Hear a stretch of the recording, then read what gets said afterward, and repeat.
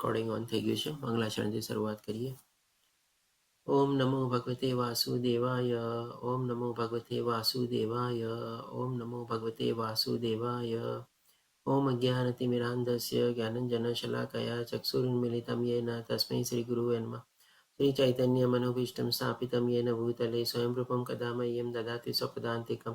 वन्देऽहं श्रीगुरु श्रीयुतपदकमलं श्रीगुरुन् वैष्णवानं च श्रीरूपं साग्रजातं सगणरघुनाथान्वितं तं सजीवं साद्वैतं सावधूतं परिजनसहितं श्रीकृष्णचैतन्यदेवं श्रीराधाकृष्णपादान् सगणललिता श्रीविशाखान्विताश्च. हे कृष्ण करुणा सिंधु दीनबंधु जगतपते गोपेश गोपिका कांत राधा कांत नमस्तुते.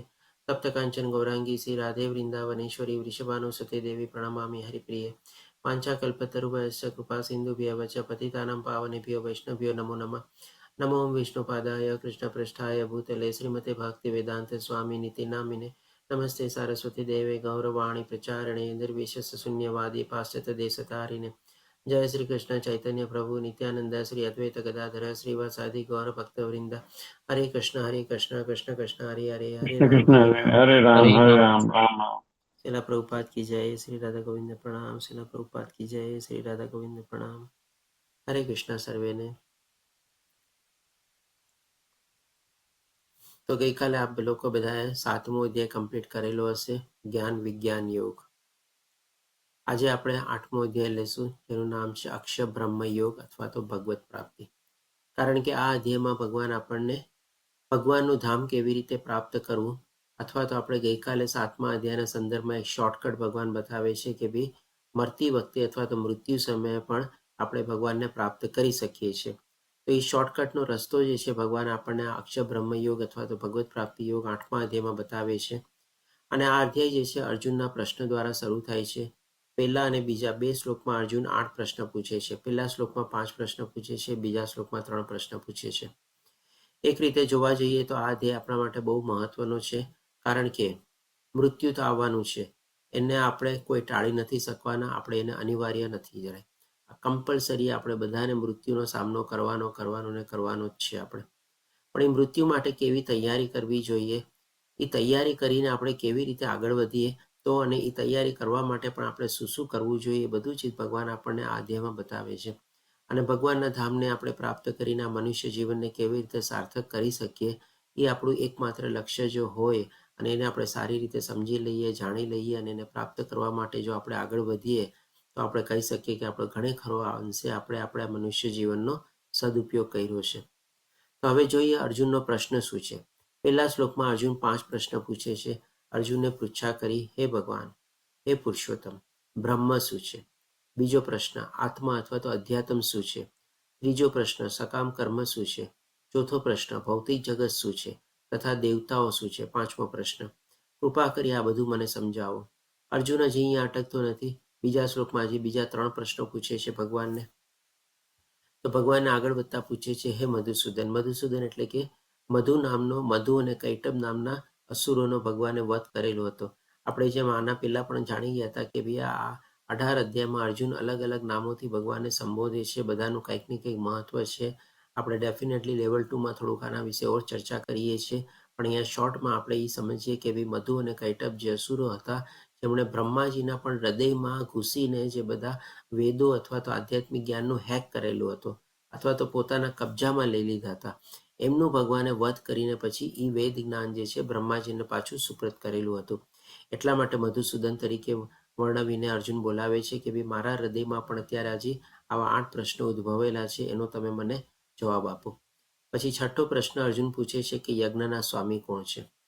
7મો પ્રશ્ન, અને તેઓ શરીરમાં કેવી રીતે રહે છે અથવા તો ક્યાં રહે છે? અને છેલ્લો પ્રશ્ન જે આપણે કહી શકીએ કે બહુ જ અગત્યનો પ્રશ્ન છે, અને આ પ્રશ્નનો જવાબ ભગવાન આ અધ્યાયમાં એના બહુ ડિટેલમાં સમજાવે છે. પહેલા 7 પ્રશ્નોના જવાબ ભગવાન સંક્ષિપ્તમાં આપી દે છે, અને 8મા પ્રશ્નના સંદર્ભમાં ભગવાન આપણને જેના ઉપર આખો અધ્યાય આધારિત છે એ આપણને ડિટેલમાં સમજાવીને કહે છે કે ભાઈ મૃત્યુ સમયે આપણે કેવી રીતે ભગવાનને યાદ કરવા જોઈએ, અને જો એ રીતે કરીએ તો આપણને શું પ્રાપ્ત થાય છે એ પણ ભગવાન આપણને બતાવે છે. અર્જુનનો પ્રશ્ન છે, છેલ્લો પ્રશ્ન, વળી ભક્તિમાં પરોવાયેલા મનુષ્ય અંતકાળે આપણે કેવી રીતે જાણી શકીએ છીએ? એટલે કે આ પ્રશ્નો દ્વારા આપણે સમજી શકીએ છીએ, પર્ટિક્યુલરલી છેલ્લા પ્રશ્ન દ્વારા, કે ભાઈ આપણો જ્યારે અંત સમય આવે છે ત્યારે પણ જો આપણે ભગવાનને સરસ રીતે આપણે સારી રીતે કેવળ અને કેવળ ભગવાનને સ્મરણ કરીએ, આપણને કહી શકીએ કે બધું ચીજ આપણને છે ને સ્પષ્ટ દેખાય છે. જે ભગવાન આપણને 15મા અધ્યાયમાં સમજાવે છે, ડિટેલમાં પુરુષોત્તમ યુગમાં કહે છે કે ભાઈ મનુષ્ય એનો જીવ છોડતી વખતે આ બધી ચીજોને પોતે જોઈ શકે છે. હવે આપણે જોઈએ ભગવાન શું જવાબ આપે છે. તો આગળ વધતા ભગવાન કહે છે, અને એના સંદર્ભમાં આપણે ગઈકાલના જે 7મો અધ્યાય તમે લોકોએ કવર કરેલો હશે, કીર્તિમાન પ્રભુજીએ લીધેલો હશે, જ્ઞાન વિજ્ઞાન યોગ, એના આજે 8 પ્રશ્નો જે અર્જુનને ઉદ્ભવે છે 29મા અને 30મા શ્લોકના સંદર્ભમાં જ્યારે ભગવાન આપણને આ શોર્ટકટ બતાવવા માટે માગે છે, એના સંદર્ભમાં પછી અર્જુનના પ્રશ્ન ઉદ્ભવે છે. બ્રહ્મા, પછી અધ્યાત્મ, કર્મ, અધિભૂતા, અધિયજ્ઞ, પ્રયાણકાલે, આ બધા 2 શ્લોકમાંથી અર્જુન એ બધા શબ્દો પિકઅપ કરી લે છે અને ભગવાન સમક્ષ રજૂઆત કરે છે કે આ બધું તમે મને જણાવો, અથવા તો આ બધું મને તમે સમજાવો. હવે ભગવાન જવાબ આપતા કહે છે, તો 3જા શ્લોકમાં ભગવાન કહે છે, પૂર્ણ પુરુષોત્તમ પરમેશ્વરે કહ્યું, અવિનાશી તથા દિવ્ય જીવને બ્રહ્મ કહે છે. અવિનાશી શું કામે? તો આપણે બીજા અધ્યાયમાં જાણ્યા હતા, જ્યારે આત્માના ભગવાન 30 કેરેક્ટરિસ્ટિક અથવા તો લાક્ષણિકતા બતાવે છે, ત્યારે ભગવાન આપણને શું કહે છે, આત્માનો કોઈ નાશ કરી શકતો નથી, અથવા તો આત્મા અમર છે, અથવા તો ન ક્યારેય જન્મો તો ન ક્યારેય જન્મવાનો છે, ન ક્યારેય જન્મવાનો નથી.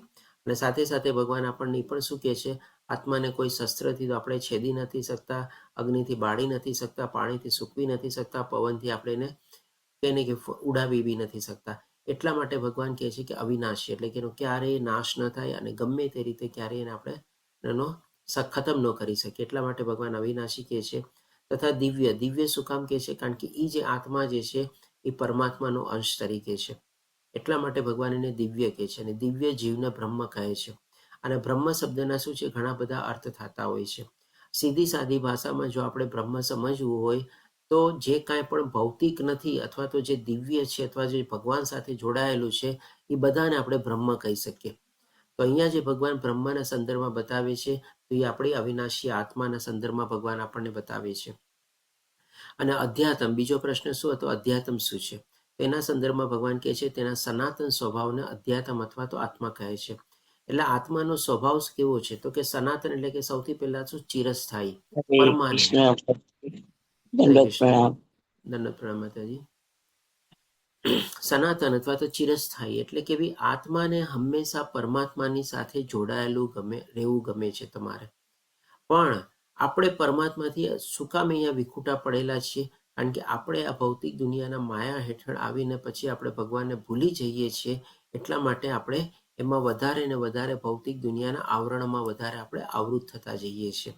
પણ હકીકતમાં આત્માનો મેઇન સ્વભાવ શું છે? તો કે ભાઈ પરમાત્મા સાથે જોડાયેલા રહેવું, અથવા તો ભગવાનના ધામમાં રહેવું. એટલા માટે ભગવાન કહે છે, એના સનાતન સ્વભાવને અધ્યાત્મ અથવા તો આત્મા કહે છે. એટલે કે ભગવાન સાથે જોડાવાની પ્રક્રિયા, એટલે કે જે કાંઈ પણ આપણે એમાં પ્રવૃત્ત થયેલો એ બધું અધ્યાત્મ છે. અત્યારે આપણે ભગવદ્ ગીતાનો અત્યારે ક્લાસ લઈએ છીએ, આપણે બધા એમાં આગળ વધી રહ્યા છીએ. આ પણ એક આધ્યાત્મિક પ્રવૃત્તિ જ છે, આ કોઈ ભૌતિક પ્રવૃત્તિ નથી. ભલે આપણે અત્યારે ઝૂમનો, ઇન્ટરનેટનો, કમ્પ્યુટર, લેપટોપ, મોબાઈલ બધાનો ઉપયોગ કરીએ છીએ, એ બધી ચીજ ભૌતિક છે. પણ એ ભૌતિક ચીજોનું પણ જ્યારે આપણે ભગવાનની સાથે જોડીને ભગવાન માટે આપણે જ્યારે ઉપયોગ કરવા માંડીએ છીએ, ત્યારે બધું આધ્યાત્મિક થઈ જાય છે. આપણે એમ નથી સમજવાનું કે આપણે ભગવદ્ ગીતાના ક્લાસીસ એટેન્ડ કરીએ છીએ એટલા જ માટે ખાલી આ અધ્યાત્મ ગણાય છે. પણ જે કાંઈ પણ બધી ચીજો આપણે જ્યારે ભગવાન સાથે જોડી દઈએ, તો બધું બ્રહ્મ અથવા તો બધું આધ્યાત્મ થઈ શકે આપણે. એટલા માટે અહીંયા ભગવાન કહે છે અધ્યાત્મ અથવા તો આત્મા કહે છે. હવે અર્જુનનો ત્રીજો પ્રશ્ન હતો કે ભાઈ સકામ કર્મ કોને કહે છે? તેના સંદર્ભમાં ભગવાન કહે છે કે જીવોના ભૌતિક શરીરોના વિકાસ થવાની પ્રક્રિયા સાથે, એટલે આત્મા જે છે જ્યાં સુધી જો ભગવાનના ધામમાં રહેલો હોય, ભગવાન સાથે જોડાયેલો હોય, તો એની દિવ્યતા સંપૂર્ણ રીતે ચિરસ્થાયી એની જળવાયેલી રહે છે. પણ જેવો આત્મા ભૌતિક પ્રકૃતિના સંસર્ગમાં આવે છે, એટલે કે વિખૂટો પડી જાય છે અથવા તો છૂટો પડી જાય છે, અને થોડી ઘણી ભગવાન એને સ્વતંત્રતા આપેલી છે, ઈચ્છા કેળવવાની સ્વતંત્રતા આપેલી છે. એટલે ભૌતિક પ્રકૃતિના સંસર્ગમાં આવીને ભૌતિક પ્રકૃતિના પ્રભાવ હેઠળ એ અલગ અલગ પ્રકારની ઈચ્છાઓ કેળવે છે. અને ભૌતિક પ્રકૃતિના સંસર્ગમાં આવવા માટે ભગવાન એને એક પ્રકારનું ઈચ્છાઓ પૂરી કરવા માટે એક પ્રકારનું શરીર આપે છે. અને એ શરીર દ્વારા, મન દ્વારા, બુદ્ધિ દ્વારા, એની ઈચ્છાઓ દ્વારા એનો વિકાસ થાય છે. અને જેમ જેમ એનો વિકાસ થાય છે, એ બધા અલગ અલગ કાર્યોમાં પ્રવૃત્ત થાય છે. એના સંદર્ભમાં ભગવાન શું કહે છે કે શરીરોના વિકાસ થવાની પ્રક્રિયા સાથે, એટલે પ્રોસેસ સાથે સંકળાયેલા કાર્યોને કર્મ અથવા તો સકામ કર્મ કહે છે. કારણ કે પોતાની ઈચ્છા પૂર્તિ કરવા માટે અલગ અલગ પોતાના કાર્યોમાં પ્રવૃત્ત થાય છે. એને ભગવાન કહે છે કે ભાઈ સકામ કર્મો છે. એટલે કે ભાઈ હરે કૃષ્ણ એના માતાજી, એટલે કે આપણે કંઈક ઈચ્છાની પૂર્તિ કરવા માટે અથવા તો આપણા શરીર સુખ અથવા તો ઇન્દ્રિય સુખ મેળવવા માટે આ ભૌતિક પ્રકૃતિના સંસાધનોનો ઉપયોગ કરીને આપણે અલગ અલગ કાર્યમાં પ્રવૃત્ત થઈએ છીએ. એમાં આપણા શરીરનો પણ આપણે ઉપયોગ કરીએ છીએ અને ઈચ્છા પૂર્તિ માટે આગળ વધીએ છીએ. અને ભગવાન કહે છે કે સકામ કર્મ કહે છે. હવે પછી ભગવાન આગળ વધતા જવાબ આપતા કહે છે અર્જુનના પ્રશ્નના સંદર્ભમાં, તો ભૌતિક પ્રકૃતિ શું છે એ અર્જુનનો બીજો પ્રશ્ન હતો. તેના સંદર્ભમાં પણ ભગવાન આપણને સ્પષ્ટતા કરીને બતાવે છે. એ દેહધારીઓમાં શ્રેષ્ઠ એટલે કે અર્જુનને સંબોધીને કહે છે નિરંતર પરિવર્તનશીલ આ ભૌતિક પ્રકૃતિ અધિભૂત અથવા તો ભૌતિક પ્રાગટ્ય કહેવાય છે. તો અહીંયા ભગવાન ભૌતિક પ્રકૃતિની પરિભાષા તો આપે છે, પણ સાથે સાથે એની એક બહુ મોટી લાક્ષણિકતા પણ આપણી સામે રજૂઆત કરે છે. શું લાક્ષણિકતા કહે છે ભગવાન? તો કે ભાઈ નિરંતર પરિવર્તનશીલ. એટલે આ ભૌતિક પ્રકૃતિ જે છે એ આપણે કહી શકીએ કે ભાઈ કોન્સ્ટન્ટ છે, એટલે કે કન્ટિન્યુઅસલી ચાલે છે. પણ એમાં પણ શું છે, સાથે સાથે કંઈક ને કંઈક પરિવર્તન અથવા તો ચેન્જીસ આવે છે. આપણે કહી શકીએ કે કોઈક આપણે માની લો એક જગ્યાએ રહેતા હોઈએ ઘણા વર્ષોથી, તમારે આપણને ડે ટુ ડે કંઈ ચેન્જીસ કંઈ થતા હોય એમાં આપણને નજરમાં ન આવે. પણ જ્યારે આપણે એ જગ્યા છોડીને જઈએ અને 2, 5, 10 વર્ષે ત્યારે પાછા એ જ જગ્યા ઉપર આવીએ આપણે, ત્યારે આપણને કેટલા બધા ચેન્જીસ દેખાય. કોઈક દુકાનો હોય, કોઈક નવી જગ્યા બની હોય, કોઈક કાંઈ નવું એવું કંઈક એને સરસ મજાનું કંઈક બન્યું હોય તમારે, એ બધી ચીજો આપણને દેખાય. એટલે કે કાંઈક ને કાંઈક આ ભૌતિક પ્રકૃતિમાં છે ને ક્ષણે ક્ષણે ચેન્જીસ થતા હોય છે. કોઈક ચેન્જીસ આપણને ન દેખાતા હોય, કોઈક ચેન્જીસ આપણને દેખાતા હોય, કોઈક ચેન્જીસ આપણને લાંબા ગાળે નજરમાં આવે, કોઈક ચેન્જીસ ક્યારેક આપણને કે ને નજરની બહાર થઈ જાય. પણ એમાં કંઈક ને કંઈક હંમેશા ચેન્જીસ થતું જ હોય છે, કારણ કે ભગવાન પોતે કહે છે નિરંતર પરિવર્તનશીલ છે આ પ્રકૃતિ. અને સાથે પછી અર્જુનનો પ્રશ્ન શું હતો કે ભાઈ અધિદેવ કોણ છે? તેના સંદર્ભમાં ભગવાન જવાબ આપતા કહે છે સૂર્ય તથા ચંદ્ર જેવા સમસ્ત દેવોનો તેમાં સમાવેશ થાય છે. તે ભગવાનનું વિરાટ રૂપ અધિદેવ કહેવાય છે. એટલે કે અધિદેવ કોણ છે એ અર્જુને પૂછેલું હતું. એના સંદર્ભમાં ભગવાન કહે છે કે જેમાં બધા દેવી દેવતાઓ, સૂર્ય ચંદ્ર એ બધા પણ દેવી દેવતાઓ જ છે, તમારે બધાનો સમાવેશ થઈ જાય છે, એ અધિદેવ છે. એટલે કે અધિદેવ એટલે કે દેવોથી પણ અધિક. અને પછી ભગવાન કહે છે કે પ્રત્યેક દેહધારીના હૃદયમાં પરમાત્મા રૂપે સ્તુત પરમેશ્વર અધિયજ્ઞ એટલે કે ભગવાન પોતે પોતાની જાતને અધિયજ્ઞ તરીકે બતાવે છે, એટલે કે દેવોથી પરે છે. અને એ ક્યાં રહે છે? કારણ કે અર્જુનનો પ્રશ્ન શું હતો કે યજ્ઞના સ્વામી ક્યાં રહે છે? એના સંદર્ભમાં ભગવાન કહે છે કે ભાઈ હું દરેકના હૃદયમાં સ્થિત છું, અથવા તો પરમાત્મા રૂપે હું અધિયજ્ઞ પણ છું, બધા યજ્ઞનો ભોગતા પણ છું, અને બધાના હૃદયમાં હું રહેલો છું. એટલે કે આ રીતે અર્જુનના બધા લગભગ 6 પ્રશ્નોના જવાબ આપી દે છે. હવે ભગવાન છેલ્લા પ્રશ્નનો જવાબ આપતા આગળ કહે છે કે જે મનુષ્ય, કારણ કે અર્જુનનો પ્રશ્ન શું હતો કે પ્રયાણ કાલે આપને કેવી રીતે સમજી શકે, કેવી રીતે જાણી શકે, કેવી રીતે ઓળખી શકે. તેના સંદર્ભમાં ભગવાન જવાબ આપતા કહે છે જે મનુષ્ય મૃત્યુ સમયે કેવળ મારું સ્મરણ કરતો શરીર તજે છે તે તરત જ મારી પ્રકૃતિને પામે છે. અહીંયા જે ભગવાન આપણને કેવળ શબ્દ કહે છે ને કે બહુ મહત્વનો છે, કે મરતી સમયે જ્યારે આપણે કે ને કે ભાઈ આપણું શરીર છોડવાની સ્થિતિ આવી ગઈ હોય, આપ બધા માની લો આપણા ડૉક્ટરો બધા આપણને હેઠા હાથ મૂકી દીધા હોય તમારે કે ભાઈ હવે તો તમે ભગવાનની ભરોસે છે, હવે અમે કાંઈ નહીં કરી શકીએ તમારે.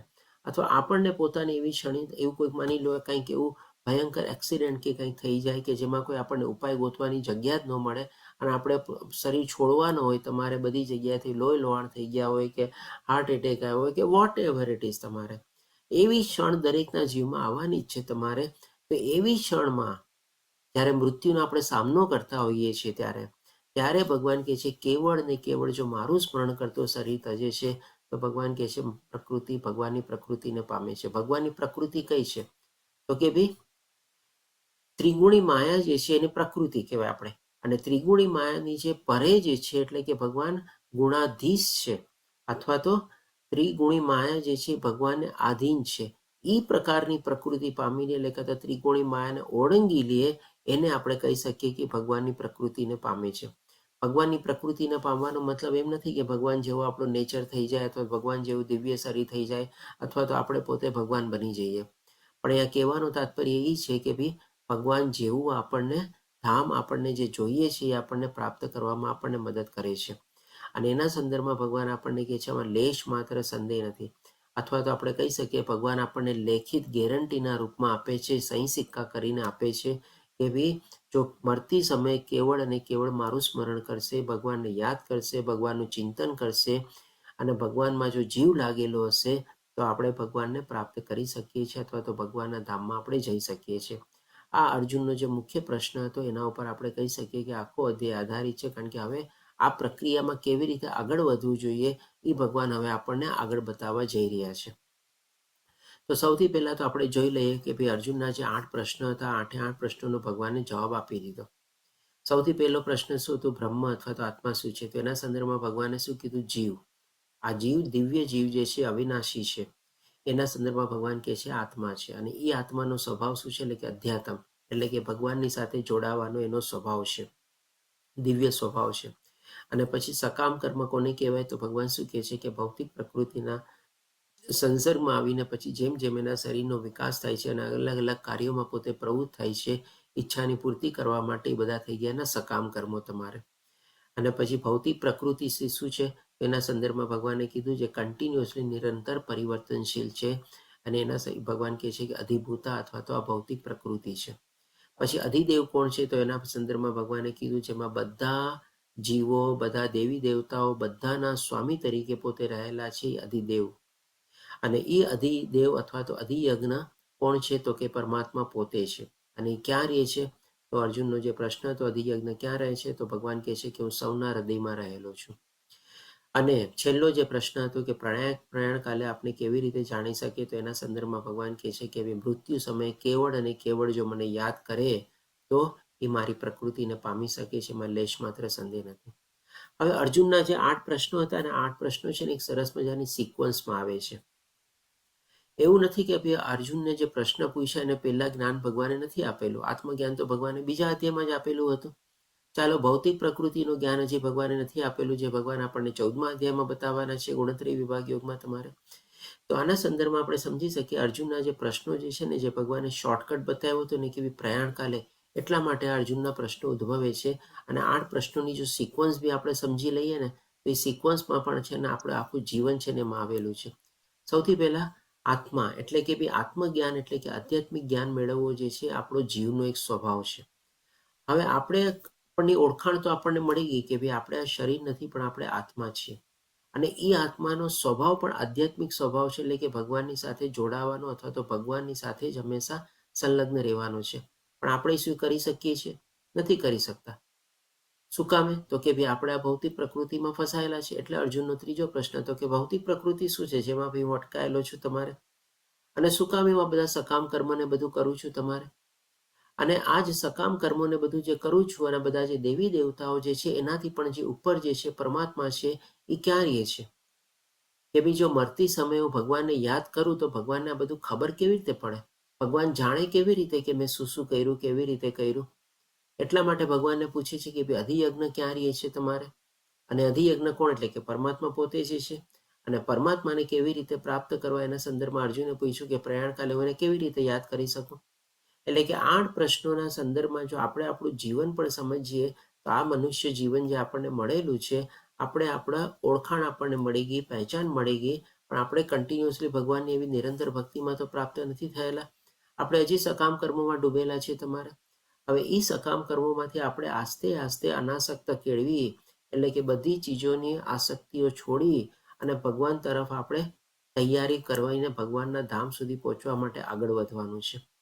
તો એના માટે ભગવાનના કહે છે કે ભાઈ આજીવન જો આપણે આ ચીજનો અભ્યાસ કર્યો હોય, એટલે કે કેવળ ને કેવળ જો ભગવાનને યાદ કર્યા હોય તો આપણે એમાં સફળતા પ્રાપ્ત કરી શકીએ છીએ. અને આ મનુષ્ય જીવન જે આપણને મૃત્યુ અનિવાર્ય છે, આવવાનું જ છે તમારે. મૃત્યુ સમયે પણ આપણે ભગવાનને જો યાદ કરતા રહીએ તો ભગવાને જેમ કીધું ને કે મને લેશ માત્ર સંદેહ નથી અને મને પ્રાપ્ત કરે છે, અથવા તો ભગવાનની પ્રકૃતિને આપણે પ્રાપ્ત કરી શકીએ છીએ. એટલે કે ભગવાને આપણને આ મનુષ્ય જીવનને સાર્થક કરવા માટે બહુ સરસ મજાનો ઉપાય આ 8 પ્રશ્નોના સંદર્ભમાં આપણને આપી દીધેલો છે. હવે આના સંદર્ભમાં આપણે જો જોવા જઈએ તો મહાભારતમાં એક આપણે કથા આવે છે, એને પણ આપણે થોડી સંક્ષિપ્તમાં સમજી લઈએ. કારણ કે આપણે જાણીએ છીએ કે પાંડવ લોકો જ્યારે વનવાસ કરવા ગયા હતા અને ત્યારે એ લોકોને એક સ્થળ ઉપર આપણને પાણીની તરસ લાગે છે. ત્યારે એ લોકો પાણી પીવા જાય છે અને ત્યાં પછી એ તળાવમાંથી પાણી પીતા પહેલા એ લોકોને એક એને કે આકાશવાણી જેવું અથવા તો કંઈક આવો અવાજ સંભળાય છે કે ભાઈ પહેલા તો મારા પ્રશ્નોના જવાબ આપ અને પછી તું આ પાણી પીશ, નહીં તો પછી તું મૂર્છિત થઈ જઈશ અથવા તો મૃત્યુને વશ થઈશ. તો એક એક કરીને નકુળ, સહદેવ બધા જાય છે તમારે, ભીમ અને અર્જુન પણ જાય છે તમારે, પણ કોઈ શું છે દરકાર કરતા નથી. એ યક્ષના એ કોણ હતો? એ અવાજ કોણ હતો? તો કે યક્ષ હતા. યક્ષનો અવાજ હતો એ તમારે કે ભાઈ મારા પ્રશ્નનો તું પહેલા જવાબ આપ, પણ કોઈ પ્રશ્નનો સાંભળવાની પણ દરકાર કરતા નથી અને સીધે સીધું પાણી પીવાની કોશિશ કરે છે. અને પછી છેલ્લે યુધિષ્ઠિર મહારાજ જાય છે અને યુધિષ્ઠિર મહારાજ આપણે જાણીએ છીએ કે ભાઈ ધર્મના પ્રતીક છે, ધર્મરાજા કહેવાય છે. એ કહે છે કે ભાઈ હા ઠીક છે, હું મારો પ્રયાસ કરીશ, તમે પ્રશ્ન પૂછો. ત્યારે એને પ્રશ્ન પૂછવામાં આવે છે કે ભાઈ આ દુનિયાની સૌથી અદ્ભુત વસ્તુ કઈ છે?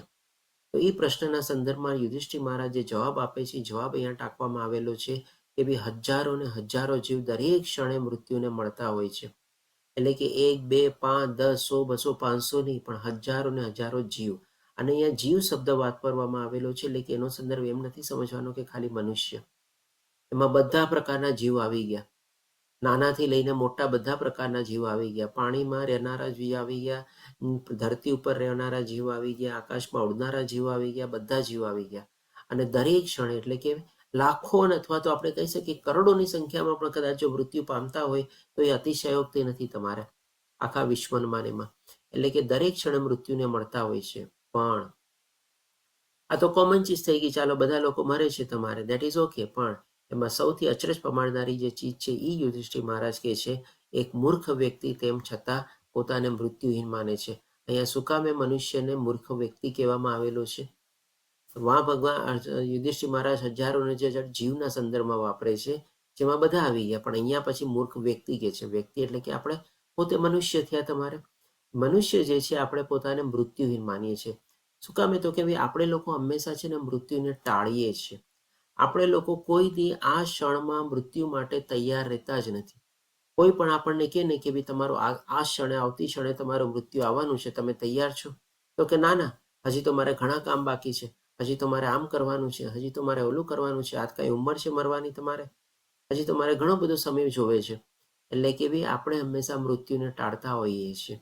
એટલા માટે યુધિષ્ઠિર મહારાજ કહે છે અને મૃત્યુ માટે તૈયાર નથી. એટલે કે કોઈ પણ ક્ષણે, ઇવન છેલ્લી વખતે પણ જો કોઈ કહે ને કે ભાઈ હવે તો તમે મૃત્યુ પામવાના છો, હવે તો તમે પોતાની બધી આસક્તિને બધું છોડો, તો ત્યારે પણ શું છે ઘણી વાર હોય છે ના ભાઈ મારા વકીલને બોલાવો, મારા સીએને બોલાવો, ડૉક્ટરને બોલાવો, આમ કરો તેમ કરો, કાંઈક ને કંઈક બધી ઈચ્છા હોય છે. કોઈકને કંઈક ખાવામાં જીવ હોય છે કે ભાઈ મને આ ચીજ તારા હાથની બનાવેલી છે, મને એમાં એ બનાવી ના, પછી મારો જીવ જાશે તારે. કોઈકને મળવાની ઈચ્છા હોય છે કે ભાઈ આ વ્યક્તિનો મેળો નથી, ગમે તેમ કરીને એ વ્યક્તિને તમે મેળવાઈ દો તમારે. કોઈકને કંઈક જગ્યાની ઈચ્છા હોય છે, એટલે કાંઈક ને કંઈક એની આસક્તિ રહેલી જ હોય છે તમારે. કોઈ આપણે મૃત્યુ માટે તૈયાર રહેતા જ નથી. અને એ કહે છે કે આ દુનિયાની સૌથી અદ્ભુત વસ્તુ છે. આના સંદર્ભમાં આપણે સમજીએ કે આપણે શ્રીમદ ભાગવતમ જે છે આપણે પરીક્ષિત મહારાજને 7 દિવસનો સમય મળેલો હતો. 7 દિવસ એટલે ક્યાં 7 દિવસ? તો કે સોમ, મંગળ, બુધ, ગુરુ, શુક્ર, શનિ, રવિ. આમ જોવા જઈએ તો આપણા માટે પણ તો એ 7 દિવસ જ છે ને. એ 7 દિવસમાંથી જ કોઈ પણ એક સમયે, એક દિવસમાં, એક ટાણે અથવા એક સમયે આપણે મૃત્યુ પામવાના છીએ, તો આપણા માટે પણ 7 દિવસ છે. પણ ફરક શું છે? પરીક્ષિત મહારાજ પાસે 7 દિવસ ડિફાઇન્ડ હતા, એટલે કે વખતની સાથે 7 દિવસ હતા કે ભાઈ આજના દિવસ પછી 7 દિવસે તક્ષક નાગ આવશે, તને દંશ મારશે અને તારું મૃત્યુ થશે. એટલે કે વખત પણ એની સાથે સ્પેસિફાઈડ હતો. ત્યારે આપણી માટે શું છે, એ 7 દિવસ સ્પેસિફાઈડ છે, પણ એ વખત છે ને આપણી પાસે સ્પેસિફાઈડ નથી. એ ગમે તે હોઈ શકે તમારે. આપણે કોઈ એના માટે તૈયાર નથી, આપણે કહી શકીએ. એટલે કે આપણે હવે આના માટે તૈયારી કરવાની છે, જેના ઉપર આપણે કહી શકીએ આખો અધ્યાય જે છે આધારિત છે. આપણે આપણું ભાતું બાંધવાનું છે. આપણે કોઈક સફર અથવા યાત્રાએ જતા હોઈએ ત્યારે કેટલી બધી તૈયારી કરીએ છીએ.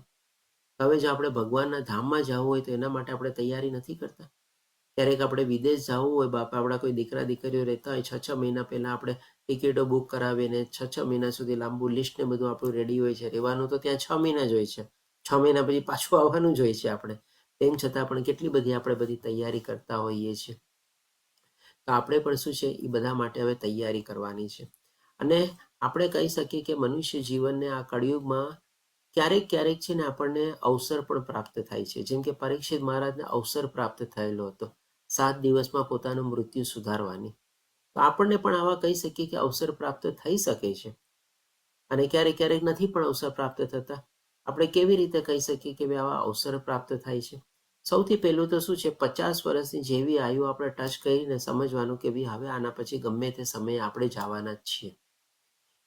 આજકાલ તો જો કે 50 વર્ષની પણ ગેરંટી નથી. કોકને એના પહેલા પણ એના હાર્ટ એટેક આવે છે ને બધું આવે છે.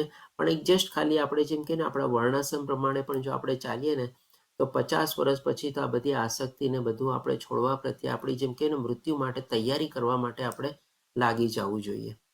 આસ્તે આસ્તે બધી ચીજોમાંથી આપણે આસક્તિ છોડી દેવી જોઈએ. આપણા પુત્ર, ઘર, પત્ની, બાળકો બધામાંથી, ખાવા પીવાની વસ્તુમાંથી, પહેરવા ઓઢવાની વસ્તુમાંથી, આપણી ધન સંપત્તિ, માલ મિલકત બધું આસ્તે આસ્તે જતું કરતું જવાનું, છોડતું જવાનું તમારે.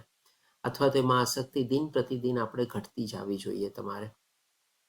અને બીજો આપણે અવસરના સંદર્ભમાં જો આપણે કહીએ ને, આપણી 5 જ્ઞાનેન્દ્રિય અને 5 કર્મેન્દ્રિય હોય છે.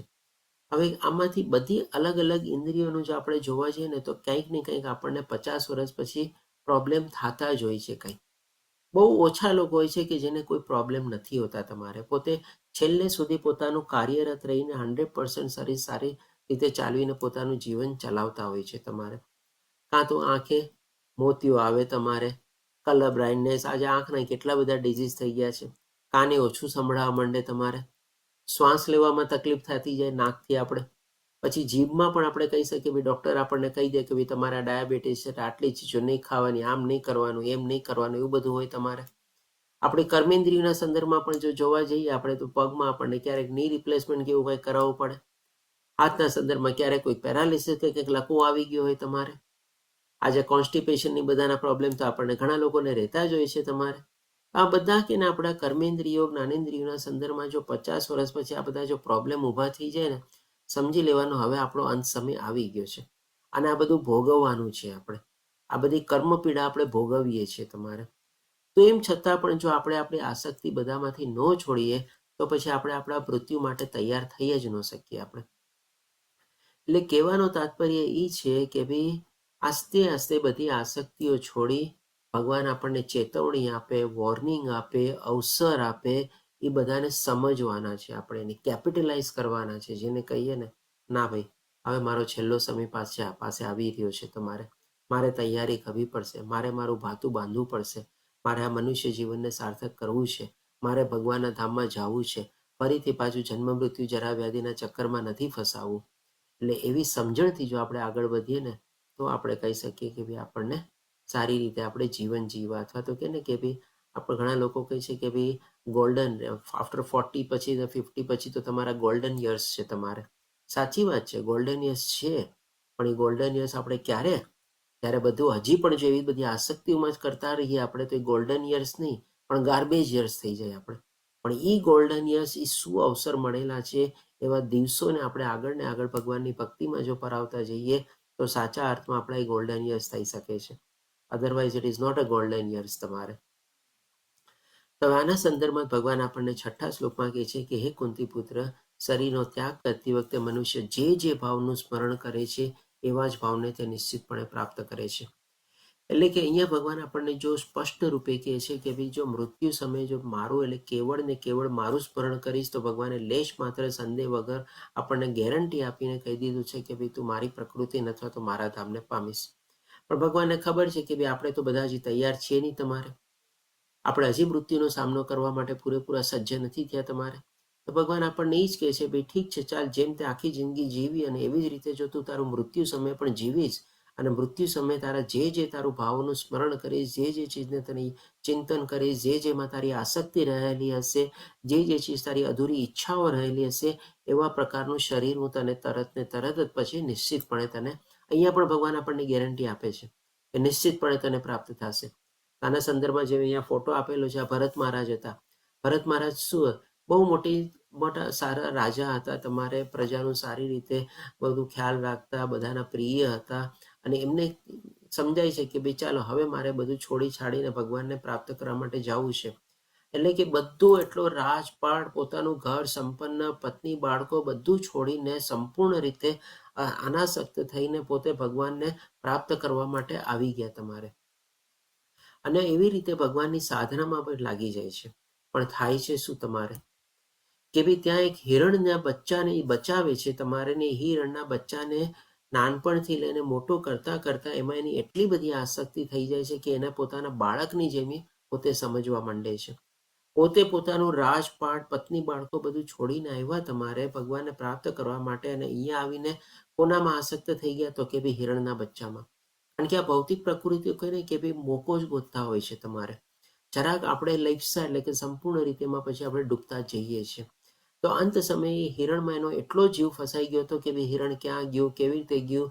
અને એક રાત્રિ જ્યારે હિરણ મોડેથી પાછું ન આવ્યું, એને ગોતવા ગયા જંગલમાં, અને એમનો પગ અટકાઈ ગયો તમારે, અને પોતે પડ્યા, અને ત્યારે ને ત્યારે એવા ને એવા જ વિચારોમાં, હિરણના વિચારોમાં પોતે જ્યારે મૃત્યુ પામ્યા, તો એને તરત નેક્સ્ટ જન્મ શેનો મળે છે? તો કે ભાઈ હિરણનો જ મળે છે. પણ કે ને કે બહુ પુણ્ય આત્મા હતા, તો હિરણનું જે શરીર એને મળેલું હતું એમાં પણ એને પોતાનો પૂર્વજન્મ યાદ રહે છે, અને પોતે જે પ્રમાણે ભોગવવાનું હતું હિરણના શરીર પોતે ભોગવી લે છે, અને ફરીથી પાછું એનો મનુષ્ય તરીકે એટલે જળભરત તરીકે એનો જન્મ થાય છે. અને એમાં પણ એને પોતાનો પૂર્વજન્મ યાદ હતો તમારે, અને જળભરતને તમારે સરસ રીતે લઈ. જળભરત શું કામ કહેવામાં આવે છે? કે પોતે એકદમ ચૂપચાપ રહે છે, કાંઈ બોલતા કરતા કે કાંઈ નથી. એને એટલે પછી કે હવે આમાં તો મારે જરાય નાની મોટી પણ કોઈ ભૂલ નથી કરવી. અને આ જળભરતના મનુષ્યના રૂપમાં પોતે પછી ભગવાનને પ્રાપ્ત કરે છે.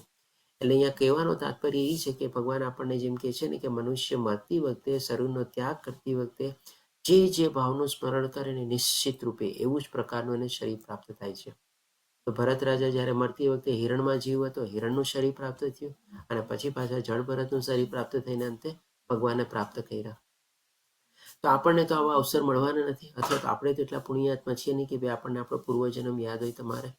એના માટે એટલે આપણને ભગવાન કહે છે ઉપાય તરીકે, અથવા તો એનો સોલ્યુશન તરીકે, તો 7મા શ્લોકમાં કહે છે, તેથી હે અર્જુન, તું તારે સદા કૃષ્ણ રૂપમાં રહેલા મારું ચિંતન કરતા રહેવું જોઈએ, એટલે કે continuous, day in day out. અને એની સાથે શું કરવાનું કે છે? તે સાથે યુદ્ધ કરવાનું તારું નિર્ધારિત કર્તવ્ય કર્મ પણ કરવું જોઈએ. તો અહીંયા આજે અર્જુનને કહે છે, એટલે કે અર્જુન ત્યારે શું બાણ ચલાવતો જાય અને હે કૃષ્ણ બોલે એવી રીતે ભગવાનનું કહે છે? તો કે ના, આપણે આપણો સ્વધર્મ જે છે, જ્યાં સુધી શરીર ચાલે છે, ભગવાને આપણને હાથ પગ ચાલતા આપ્યા છે, ભગવાન જેમ કહે છે ને નિર્ધારિત કર્તવ્ય કર્મ કરવું જોઈએ. અને પછી સાથે સાથે ભગવાને શું કીધું કે છે કે સદા કૃષ્ણ રૂપમાં રહેલા મારું ચિંતન પણ કરવાનું. એટલે કે ભાઈ at the back of the mind આપણે જે કહીએ ને સબકોન્શિયસ માઇન્ડમાં આપણે હંમેશા ભગવાન દ્વારા, ભગવાન થકી, ભગવાન માટે જ કર્મમાં પ્રવૃત્ત થવાનું છે, એવા ભાવથી આપણે એમાં આપણા સ્વધર્મમાં ચાલ્યા રાખવાનું. કોઈ આશા નહીં રાખવાની, કોઈ ફળમાં આસક્તિ નહીં રાખવાની કે કાંઈ ન વગર.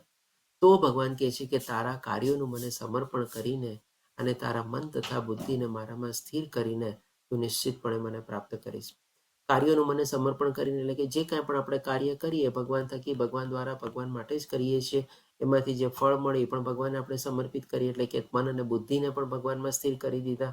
અને એ પ્રમાણે આપણે પ્રસાદના રૂપમાં ગ્રહણ કરીએ, અને સાથે સાથે આપણે હંમેશા ભગવાનનું સ્મરણ કરતા રહીએ, ચિંતન કરતા રહીએ, તો ભગવાન કહેશે તું નિશ્ચિતપણે મને પ્રાપ્ત કરીશ. એટલે કે આ આજીવન શું છે? આપણે આ અભ્યાસ કરવાનો છે. એવું નથી કે ભાઈ ઓલ ઓફ એ સડન આપણને મૃત્યુ સમયે તમારે ભગવાન યાદ આવી જ જશે અને ભગવાનનું જ આપણે સ્મરણ કરશું. કારણ કે મૃત્યુ બહુ પીડાદાયક હોય છે.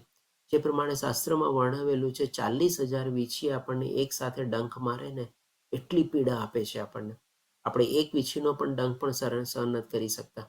આજકાલ તો મારા ખ્યાલથી ખબર નહીં કોણે વીછીનો ડંખ સહન બી કર્યો હશે. પહેલાના વખતમાં તો ચાલો હજી ખેતર બધામાં રહેતા તમારે વીછીનો ડંખ લાગતો બી, પણ હવે તો બધા શહેરમાં ને બધા મારીએ છીએ, વીછી કદાચ જોઈ બી હશે કે નહીં બી ખબર નહીં. એટલે કે ભાઈ એવી 40,000 વીછી જ્યારે એક સાથે ડંખ મારે તમારે, તો એ પીડા કેટલી અસહ્ય હોય તમારે. ત્યારે ભગવાનને ક્યાંથી યાદ આપણને આવી શકે? પણ જો આપણે આજીવન આવો અભ્યાસ કરેલો હોય તમારે, તો ભગવાન કહે છે કે ભાઈ આપણે અંત સમયે પણ કેવળ અને કેવળ ભગવાનને યાદ કરી શકીએ છીએ. અને કદાચ એવું પણ થાય કે અંત સમયે આપણી બધી ઇન્દ્રિયો, બધું શરીર, બધું તમારે કંઈ કામ કરતું જ બંધ થઈ જાય, ખાલી હૃદયના ધબકારા જ ચાલતા હોય. એટલે કે ભાઈ એ ટાઈમે પણ જો આપણે કહીએ ને કે ભાઈ આપણે જો આજીવન કરેલું હશે ને, તો ભગવાન ખ્યાલ રાખશે આપણને કે ભાઈ ચાલો અત્યારે એનું શરીર નથી ચાલતું, અત્યારે એની ઇન્દ્રિયો નથી ચાલતી, અત્યારે એનું બુદ્ધિ નથી ચાલતી, કોમામાં છે કે કાંઈ પણ છે, વોટ એવર સ્થિતિ તમારે, પણ જો અમે આજીવન ભગવાનને આવી રીતે યાદ કર્યા હશે, નિષ્કામ ભાવે કર્મ કર્યું હશે, તો ભગવાન આપણને આપણી રક્ષા કરશે અને ભગવાન આપણને પોતાના ધામમાં લઈ જશે. કારણ કે અહીંયા પણ ભગવાન શું કહે છે કે તે નિશ્ચિતપણે મને પ્રાપ્ત કરીશ. બધી જગ્યાએ ભગવાને ગેરંટી આપી છે કે જો કેવળ મારું સ્મરણ કરીશ તો લેશ માત્ર સંદેહ વગર મારી પ્રકૃતિને પ્રાપ્ત કરીશ. એ નહીં કરી શક અને મરતી વખતે મારા સિવાય બીજા કોઈના તારા મનમાં વિચાર હશે, ભગવાન સિવાય બીજા કોઈકનું તું સ્મરણ કરીશ, ચિંતન કરીશ, તો એવા પ્રકારનું તને શરીર આપી દઈશ. મરતી વખતે કોઈકને એમ હોય કે ભાઈ આખી જિંદગી મારે તો પાયલોટ બનવું હતું, પણ પાયલોટ બની જ ન શક્યો તમારે, ભગવાન એને આવતું શરીર તરત પક્ષીનું આપી દેશે. એટલે ભાઈ પાયલોટ બનીને તારે ઉડવું હતું જ ને આકાશમાં, પક્ષી બનીને ઉડ. ત્યારે કોઈ પાયલોટ બનવાનો કોર્સ પણ કંઈ કરવાની જરૂર નથી. ઓટોમેટિકલી તું બની જાય પાયલોટ બનવા માટે તો તારે કેટલું વર્ષ ભણવું પડે, બધું કરવું પડે. અહીંયા તને પક્ષીનું શરીર આપી દીધું, તરત ને તરત તું થોડા દિવસમાં જ ઉડતો થઈ જાય આકાશમાં. અને અહીંયા પણ પાછું ભગવાન આપણને કહે છે, એમાં પણ ભગવાન કહે છે કે નિશ્ચિતપણે પ્રાપ્ત કરે છે. અહીંયા પણ ભગવાન શું કહે છે કે જે આવી રીતે નિષ્કામ ભાવે કર્મ કરીને સદા ભગવાનની સાથે જોડાયેલા રહીએ છે, એ પણ ભગવાનને નિશ્ચિતપણે પ્રાપ્ત કરે છે. એટલે કે બધી ચીજમાં ભગવાને છે ને આપણને ગેરંટી આપેલી છે. અને આ 100% ભગવાનના મુખેથી નીકળેલા શબ્દો છે આપણે. હવે આના સંદર્ભમાં ભગવાન આપણને કહે છે કે ભાઈ હે પાર્થ, જે મનુષ્ય પોતાના મનને મારું સ્મરણ કરવામાં સદા મગ્ન રાખીને અવિચળ ભાવથી, એટલે કે કમ વોટ મે, ભગવાન ઉપર કોઈ જાતનો સંશય અને ડાઉટ નહીં. ભગવાનની ભક્તિમાં તો પ્રવૃત્ત થયેલા હોઈએ આપણે, પણ જરા કંઈક આડો ઓળો ઉપર નીચે થાય, આપણે ઈચ્છા પ્રમાણે ન થાય, તરત આપણે ભગવાનને કમ્પ્લેન કરવા દોડી જઈએ. ભગવાન, મેં તારી ભક્તિમાં શું બાકી રાખ્યું બોલતો, મેં આમ કર્યું, એમ કર્યું, ઓલું કર્યું, તેમ છતાંય મારી હારે આમ કેમ થયું? એટલે કે અવિચળ ભાવથી કમ વોટ મે, જરાય ડગમગવાનું નથી. આપણે જે થાય છે બધું સારું થાય છે, ભગવાનની મરજીથી થાય છે, ભગવાન બધાના હિતે છે. એવા ભાવથી જો આપણે પૂર્ણ પુરુષોત્તમ પરમેશ્વર રૂપે મારું ધ્યાન કરે છે, તે નિશ્ચિતપણે મને પ્રાપ્ત કરે છે.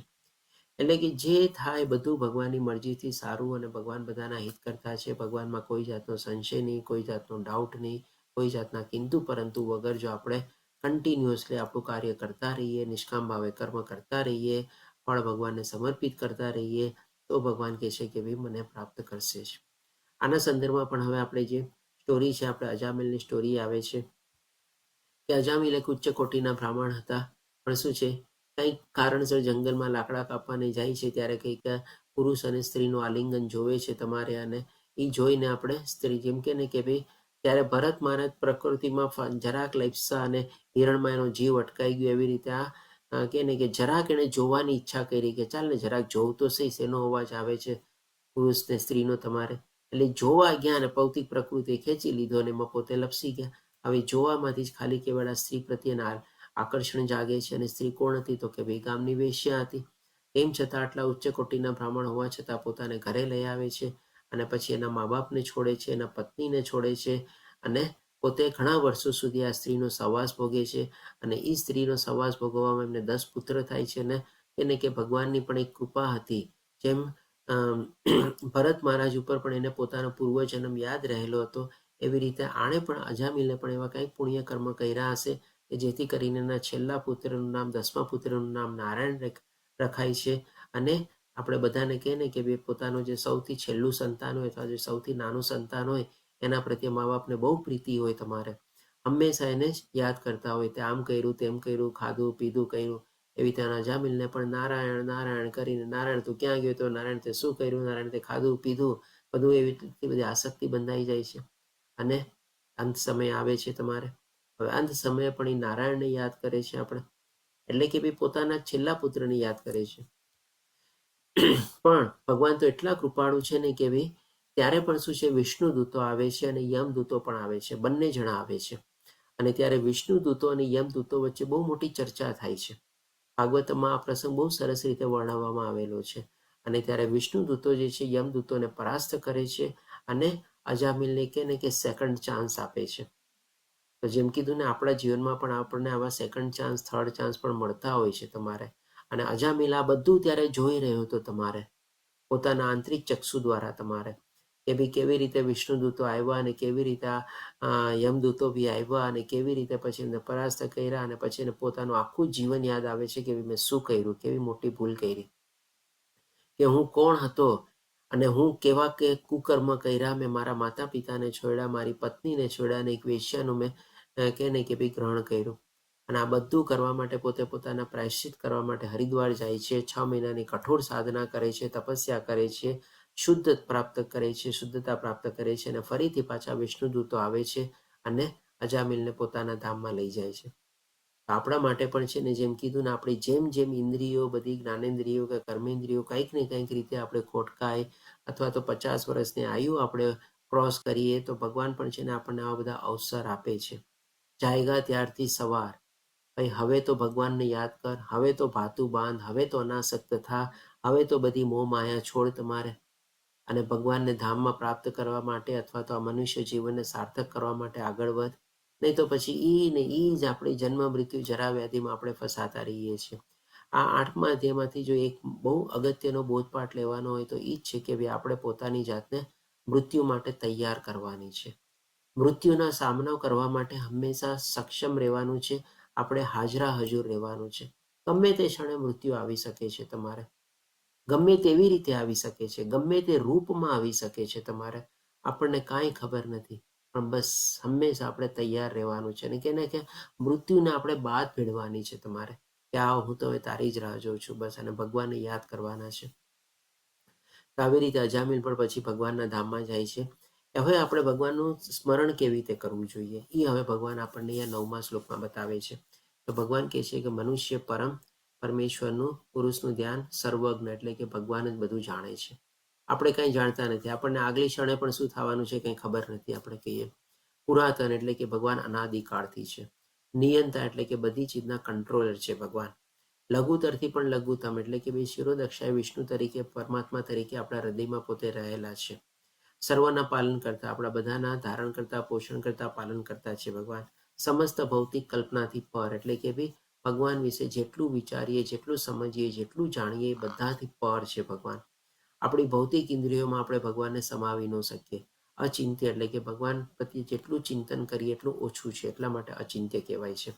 અને જેવો હંમેશા એક વ્યક્તિ છે, એટલે કે સાકાર રૂપમાં ભગવાનનું પણ એક રૂપ છે, દેહધારી રૂપ છે, અને એ તરીકે કરવું જોઈએ. તેઓ સૂર્ય સમાન તેજસ્વી છે, દિવ્ય, અને આ ભૌતિક પ્રકૃતિથી પર છે, ત્રિગુણી માયાથી પરે છે ભગવાન. આવી રીતે ભગવાનના સાકાર સ્વરૂપમાં સરસ મજાનું દ્વિભુજા, મુરલી મનોહરધારી રૂપ, પિતાંબરધારી, બંસીધારી, મુકુટધારી, એવી રીતે દ્વિભુજાધારી રૂપમાં ભગવાનનું આપણે સ્મરણ અથવા ચિંતન કરવું જોઈએ. કન્ટિન્યુઅસલી આપણે કહી શકીએ કે આજકાલ તો આપણે ઓફિસ ક્યાંય પણ જઈએ ને, બેકગ્રાઉન્ડ મ્યુઝિક આવી રીતે આપણું ચાલતું હોય, એને એ રીતે પણ આપણે કન્ટિન્યુઅસલી કામ કરતા હોઈએ તો એ આપણને સબકોન્શિયસ માઇન્ડમાં એ મ્યુઝિક આપણને સંભળાય. તમારે મંત્ર જાપ ચાલતા હોય, તમારે ભગવાનના સામે ફોટો હોય, તમારે એ જોઈને પણ આપણું કન્ટિન્યુઅસલી આપણી સામે રહીએ તમારે. એટલે એ રીતે આપણે ભગવાનને જોઈ શકીએ. મોબાઈલમાં પણ આપણો કહે ને કે ભાઈ બેકગ્રાઉન્ડ અથવા તો જે ફોટો હોય જેવો ઓન કરીએ, ભગવાન જ પહેલાં દર્શન થાય. બધી રીતે આપણે કહે ને કે આજે ટેકનોલોજી એટલી સરસ રીતે આપણને ત્યારે સુવિધાઓ બધી આપે છે ને તમારે, કે ઘણી બધી ચીજો આપણા માટે છે ને આ બધી ચીજ પ્રેક્ટિકલ થઈ ગઈ છે. એવું નથી કે આ બધું ચીજ આપણે નથી કરી શકતા. ભગવાને જે કીધું ને છે ને, ઉલટાનું અત્યારે આ કલયુગના અને ટેકનોલોજીના યુગમાં તો ઘણું બધું બહુ સેજ થઈ ગયું છે, સરળ થઈ ગયું છે તમારે. અત્યારે જેમ કે માની લો આ ક્લાસ લઉં છું તમારે, તો ક્લાસ લઉં છું પણ શું છે, જેમ અત્યારે વિડીયો બધાના ચાલુ છે, જેના ચાલુ હશે, અને સાઈડમાં મારે અહીંયા તમારે સ્ક્રીનના ફોટા આવતા હોય.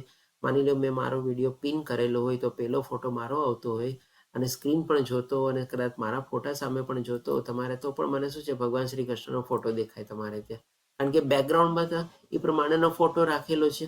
એટલે કે ટૂંકમાં જોવા જાવ ને તો બધી રીતે આપણે ભગવાનનું સ્મરણ, ચિંતન, યાદ, ભગવાનના દર્શન 100% પોસિબલ છે આપણા માટે આજના વખતમાં.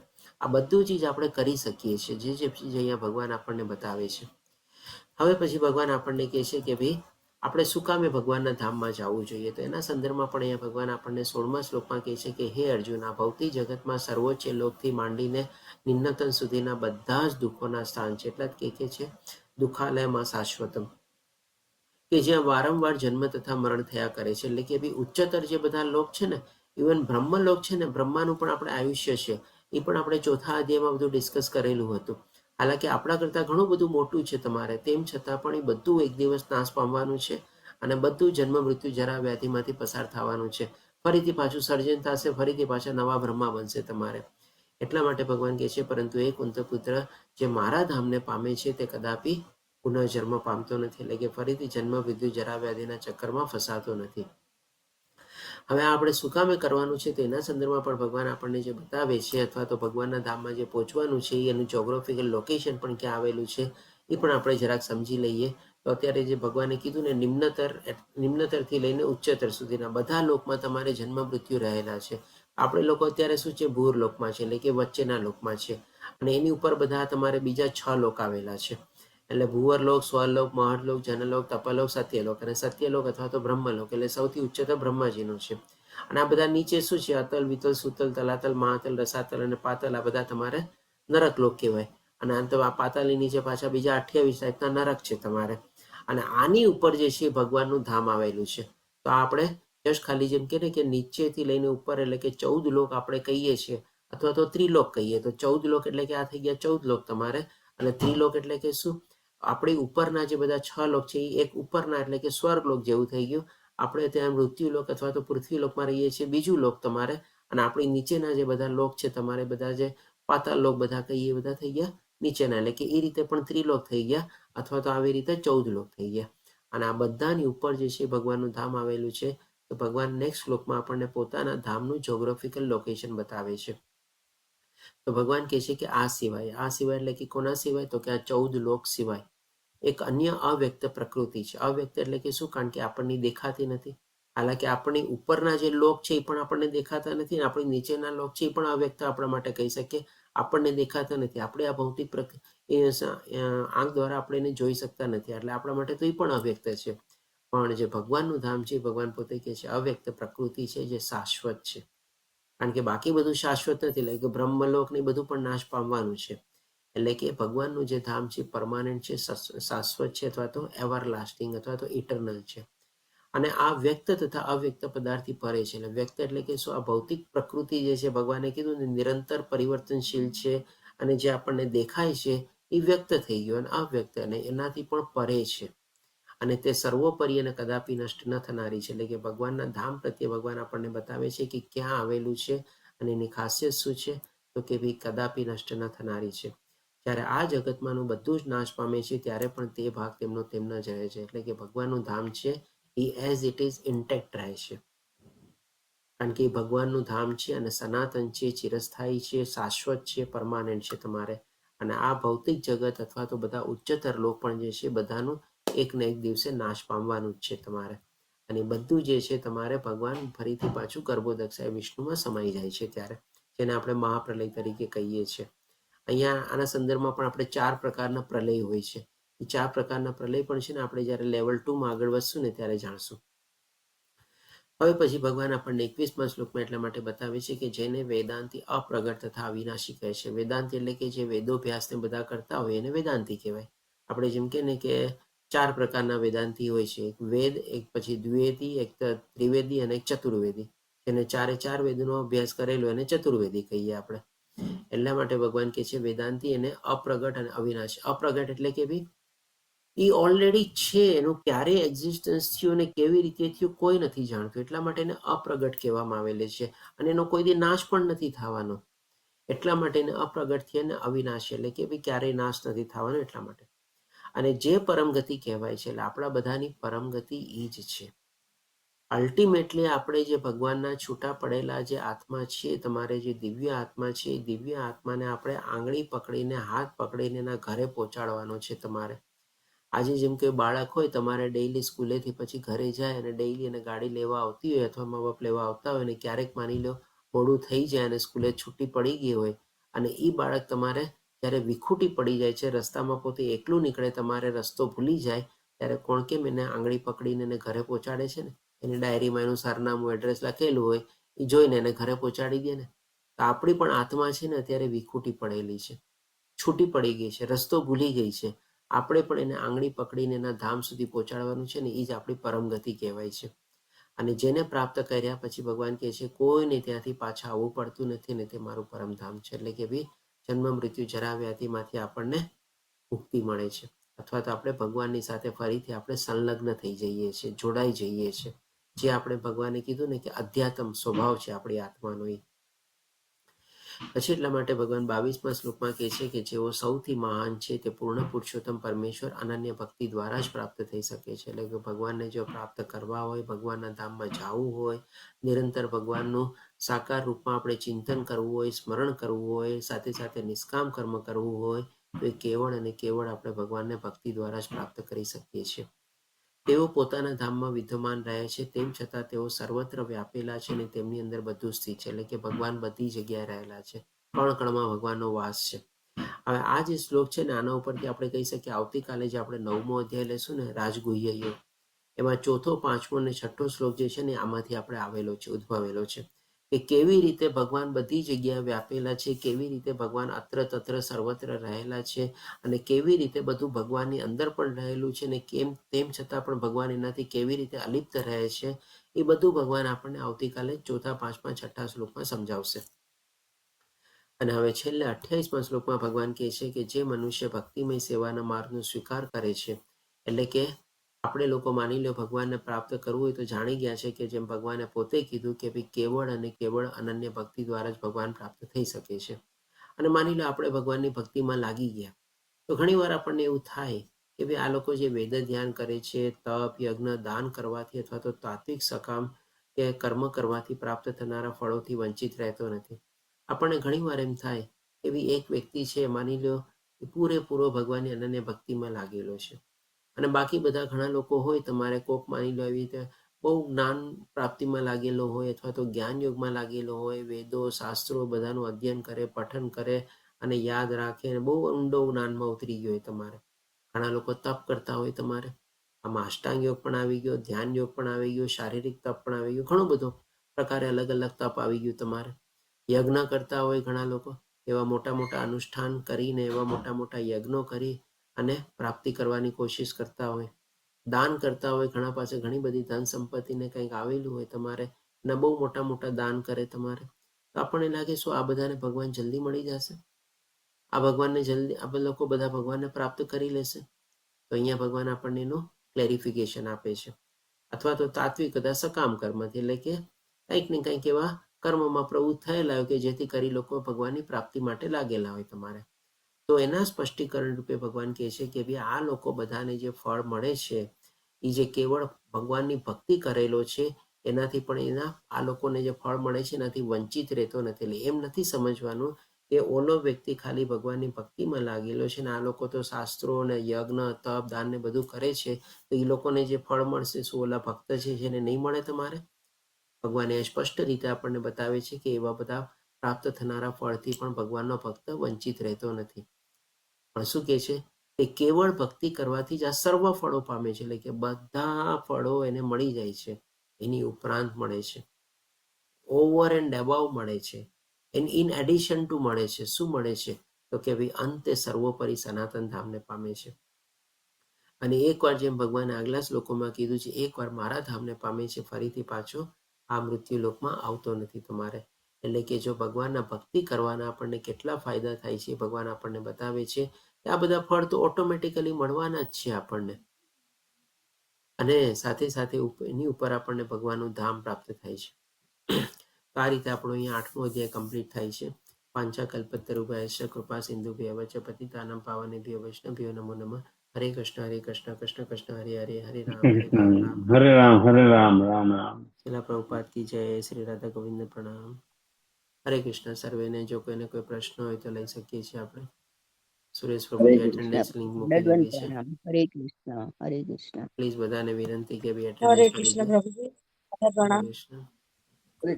આની પહેલા એકવાર આપણે થોડી ડિસ્કસ બી કર્યું હતું કે ભાઈ એટેન્ડન્સ ભરવી પણ જરૂરી છે, તો બધાને વિનંતી કોઈ એટેન્ડન્સ મિસ નહીં કરતા તમારે.